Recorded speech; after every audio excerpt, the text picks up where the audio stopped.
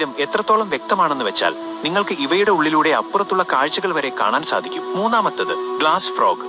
ഇവയുടെ ചർമ്മം വളരെ ട്രാൻസ്പെറന്റ് ആണ്. അതുകൊണ്ട് തന്നെ ഇതിന്റെ ഹൃദയമിടിപ്പും ആന്തരികാവയവങ്ങളുടെ ചലനങ്ങളും നമുക്ക് നേരിട്ട് കാണാൻ കഴിയും. ശരിക്കും ഒരു ബയോളജി ക്ലാസ് നേരിട്ട് കാണുന്നത് പോലെ. ചില ഗ്ലാസ് ഫ്രോഗുകൾ നദികൾക്ക് മുകളിലുള്ള ഇലകളിൽ കിടന്നാണ് ഉറങ്ങാറുള്ളത്. ഇരപിടിയന്മാരിൽ നിന്ന് ഒളിച്ചിരിക്കാൻ ഇവ തങ്ങളുടെ സുതാര്യമായ ശരീരം ഒരു പ്രതിരോധമായി ഉപയോഗിക്കുന്നു. രണ്ടാമത്തത് ഗ്ലാസ് വിംഗ് ബട്ടർഫ്ലൈ. ഈ ചിത്രശലഭത്തിന്റെ ചിറകുകൾ ഏതാണ്ട് അദൃശ്യമാണ്. അവയിൽ പ്രകാശം ഒട്ടും തന്നെ പ്രതിഫലിക്കാത്തതിനാൽ ചിറകുകളില്ലാതെ ഇത് അന്തരീക്ഷത്തിൽ വെറുതെ ഒഴുകി നടക്കുകയാണെന്ന് തോന്നിപ്പോകും. ഒന്നാമത്തത്, ഇനിയൊരു ഇമ്പോർട്ടന്റ് കാര്യം പറയാം. നിങ്ങൾ എന്റെ ചാനൽ സബ്സ്ക്രൈബ് ചെയ്യുന്നത് കൊണ്ട് നിങ്ങൾക്കൊന്നും നഷ്ടപ്പെടാനില്ല. പക്ഷെ എനിക്കിത് മുന്നോട്ടുള്ള പ്രചോദനമായിരിക്കും. അപ്പൊ എല്ലാവരും കട്ടയ്ക്കുകൂടെ കൂടുവല്ലേ. ഇനി പോയിന്റിലേക്ക് വരാം. മൂന്നാമത്തത് സീ സാൽപ്പ്.